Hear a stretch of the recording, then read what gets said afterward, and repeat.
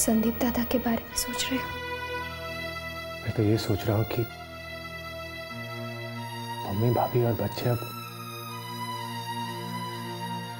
उनके चेहरों पर कभी खुशी वापस आएगी भी या नहीं। मेरे ही परिवार वालों ने मुझे गलत समझा। मेरे परिवार वाले मुझे ही सबके लिए जिम्मेदार। बाबा ने मुझे अर्थी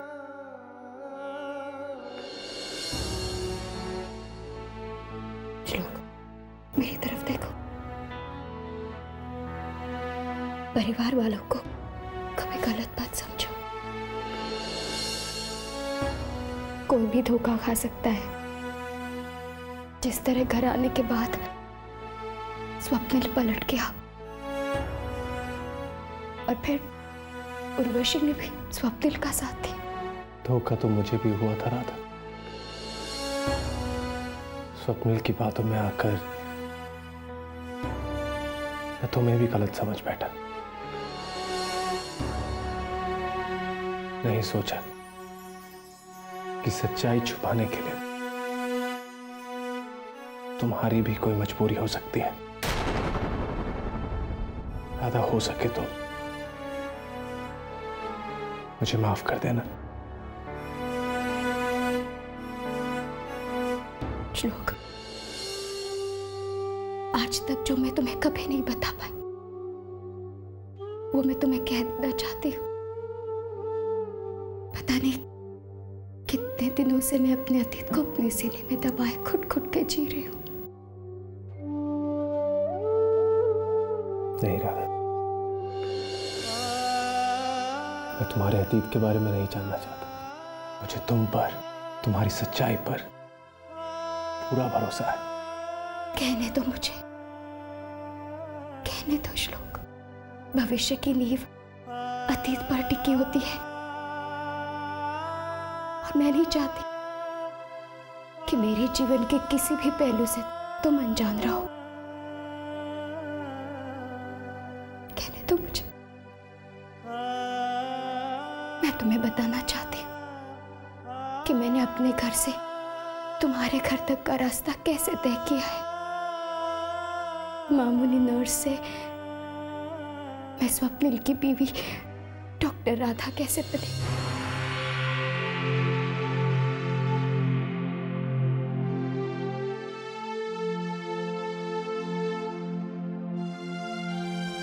श्लोक,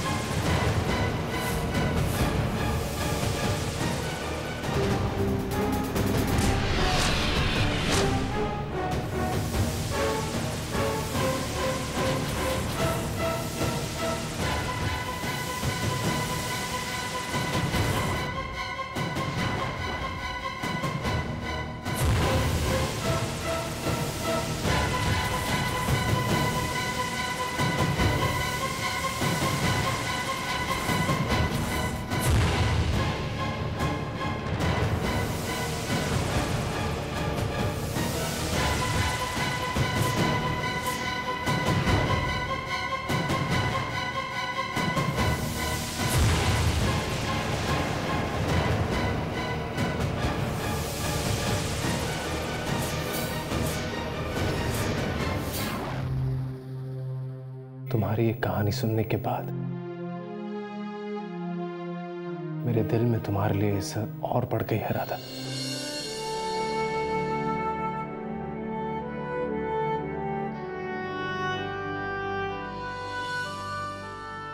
तुमने इस परिवार के लिए क्या कुछ नहीं किया और बदले में तुम्हें क्या मिला? बेइज्जती, अपमान, और फिर भी तुम। लेकिन अब तुम अकेली नहीं हो, मैं तुम्हारे साथ हूं।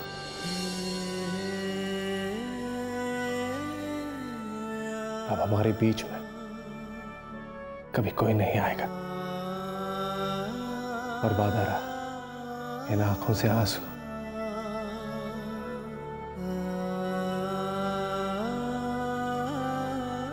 कभी नहीं बहने दूंगा।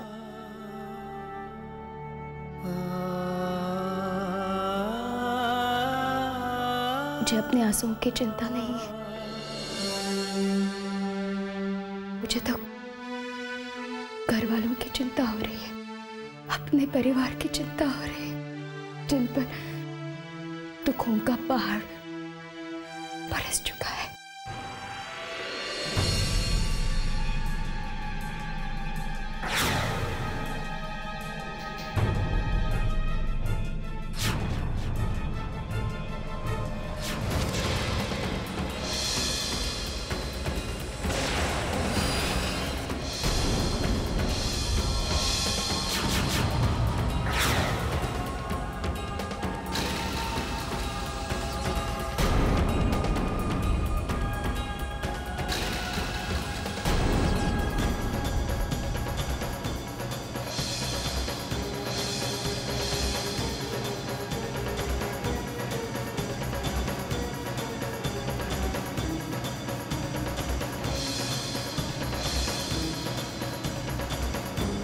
कॉन्ग्रेचुलेशंस, हमारा दूसरा प्लान सक्सेसफुल रहा।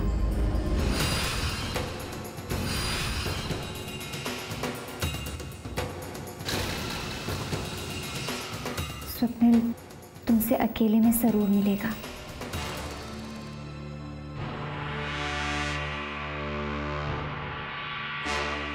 अब हमें एक एक कदम भूक भूक कर रखना होगा।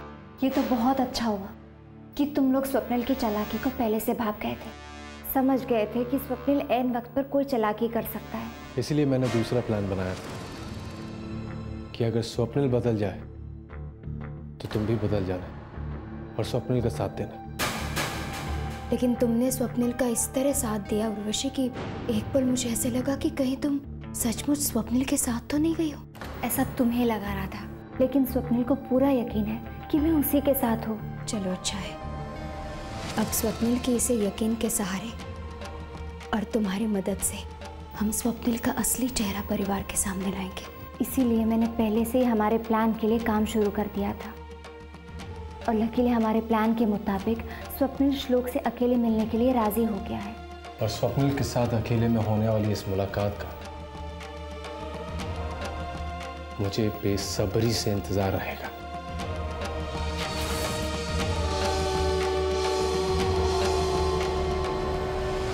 जब मैंने महाभारत पढ़ी तो सोचा एक भाई दूसरे भाई को कैसे मार सकता है, कैसे जान ले सकता है वो उसकी।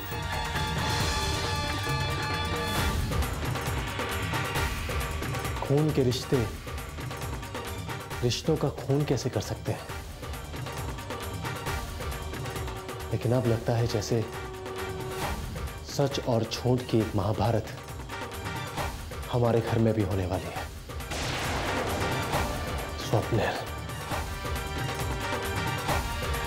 स्वप्निल को अपने गुनाहों की सजा जरूर मिलेगी। अपनी इस लड़ाई में तुम अकेले नहीं हो श्लोक। जिस शख्स ने अपनी जिंदगी में किसी भी रिश्ते की अहमियत नहीं समझी, जिसने लोगों को सिर्फ इस्तेमाल किया, जिसने अपनी सगी भाभी को विधवा का लिबास पहना दिया, जिसके हाथ अपने बड़े भाई के खून से रंगे हो, उस शख्स के खिलाफ जिंदगी के इस कुरुक्षेत्र में मैं भी तुम्हारा साथ दूंगी। मैंने ये कभी नहीं सोचा था कि जिंदगी हमें ऐसे मोड़ पर लाकर खड़ा कर देगी जहां अपनों को अपनों के खिलाफ ही लड़ना पड़ेगा। और इस लड़ाई में जो पम्मी भाभी ने खोया है वो हम कभी नहीं लौटा सकते। इसकी कमी कभी पूरी नहीं कर सकते, कभी नहीं कर सकते। सैंडी भैया के गुनहगार को, स्वप्निल को उसके अंजाम तक मैं जरूर पहुंचाऊंगा, जरूर पहुंचाऊंगा।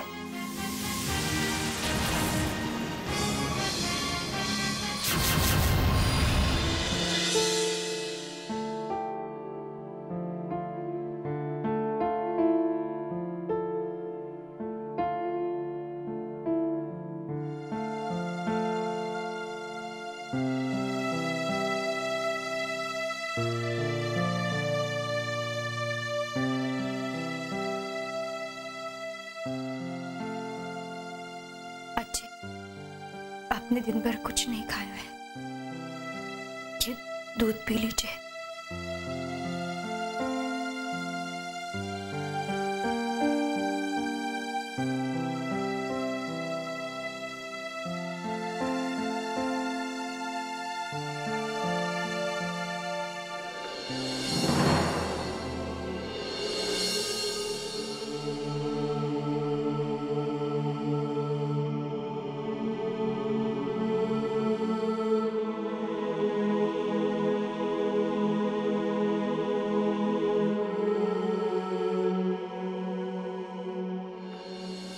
दूसरों के दुख दर्द की इतनी परवाह, वो दूसरों का बुरा कैसे कर सकता है? मैंने अपना पोता खोया है, अपने बेटे को नहीं खोना चाहती।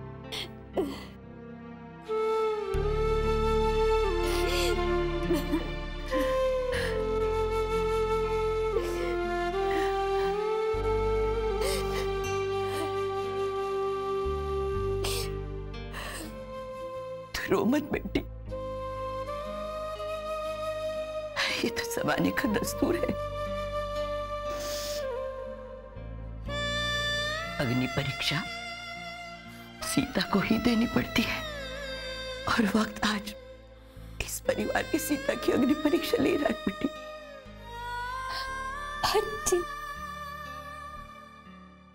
मैंने सच्चाई बताने की बहुत कोशिश की थी, कई बार कोशिश की थी, लेकिन आज ना बेटा ना,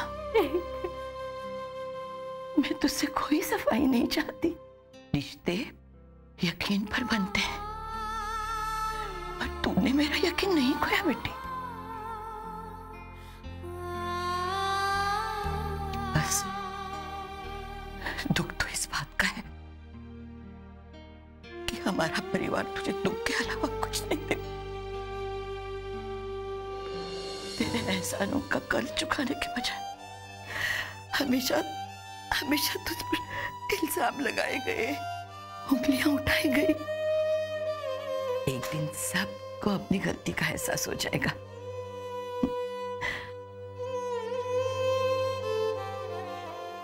बेटियां घर तोड़ती नहीं, जोड़ती है।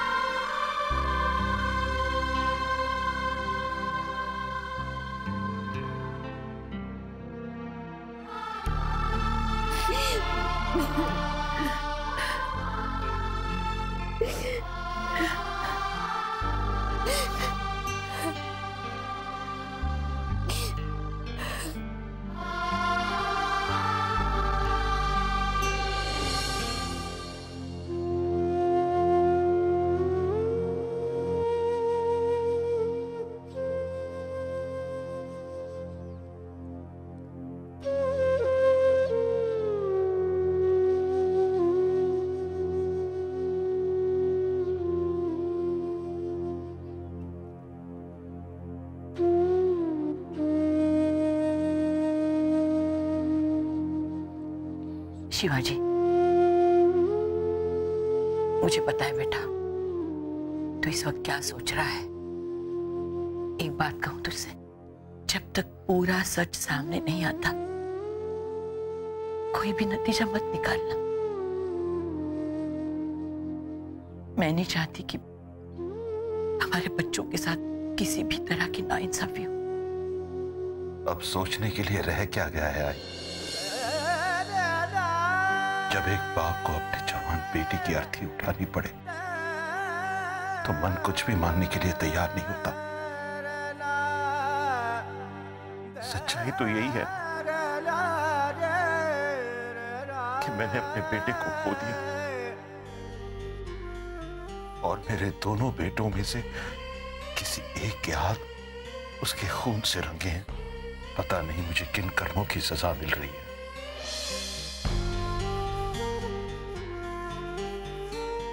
बेटा, तुम्हें लगता है श्लोक और राधा ऐसा कर सकते?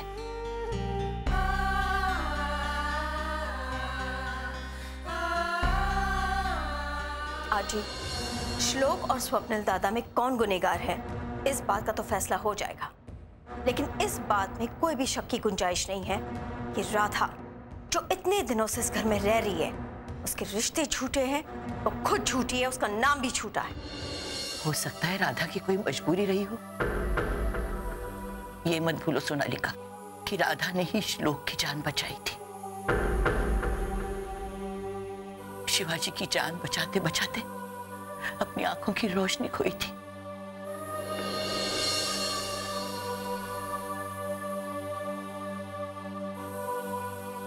उसने इस परिवार के लिए बहुत कुछ किया है बेटी। राधा पर अब तक कोई भी इल्जाम साबित नहीं हुआ है सोनालिका, बल्कि उस पर इल्जाम लगाने वाले खुद गलत साबित हुए हैं। अपने आप कोई फैसला करने से तो अच्छा है ये फैसला हम वक्त पर छोड़ दें कि कौन गलत है और कौन सही। पता नहीं राधा ने अपनी शराफत की कौन सी कुट्टी खोल कर पिलाई है। संदीप दादा का खून होने के बाद भी कोई उसे दोषी मानने को तैयार ही नहीं। सोमवार को इस धोखेबाज के नाम का अरेस्ट वारंट निकल जाए, इस घर से राधा नाम की बला हमेशा के लिए टट जाए।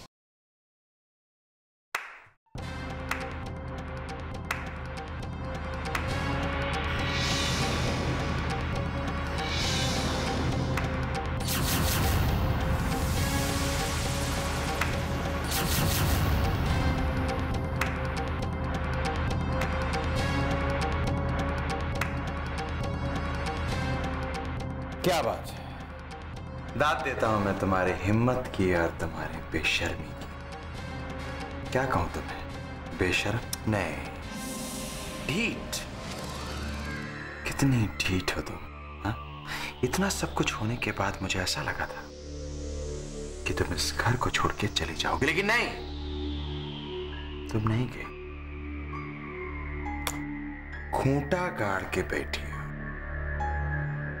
है ना राधा? इतनी आसानी से कैसे जाओगी? मुझे तो अब ये लगता है कि तुम इस घर से अब सीधा जेल जाओगी। एक बात बताओ राधा, तुम श्लोक से बहुत प्यार करती हो, श्लोक भी तुमसे बहुत प्यार करता है, और इस प्यार के चक्कर में श्लोक ने अपना सब कुछ गवा दिया, सब कुछ। देखो, जैसे नेरूरकर परिवार की सारी प्रॉपर्टी, सारी जायदाद, यहां तक कि नेरूरकर परिवार के वारिस होने का हक भी।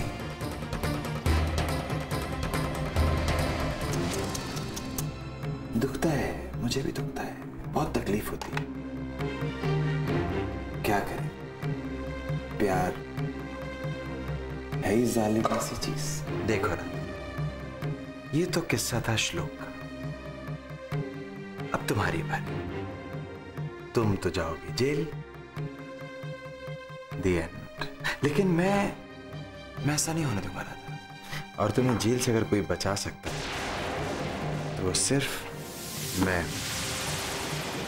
तुम पे लगे सारे इल्जाम मैं वापस ले लूंगा। ए राधा, मैं तुझसे बात कर रहा हूं, तुझसे। देख, मेरी एक छोटी सी शर्त है, अगर तू मान गई तो मैं तुझ पर लगे सारे इल्जाम एक झटके में वापस ले लूंगा, कि तुझे मेरी पत्नी बनकर इस घर में रहना होगा। दूसरी, मेरा और तुम्हारा रिश्ता भी तो बहुत पुराना है ना राधा?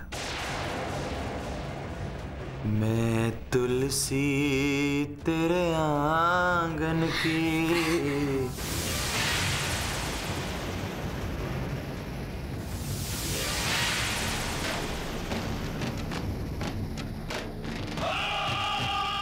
अगर तुम मेरी नहीं हुई तो मैं तुम्हें किसी और की भी नहीं होने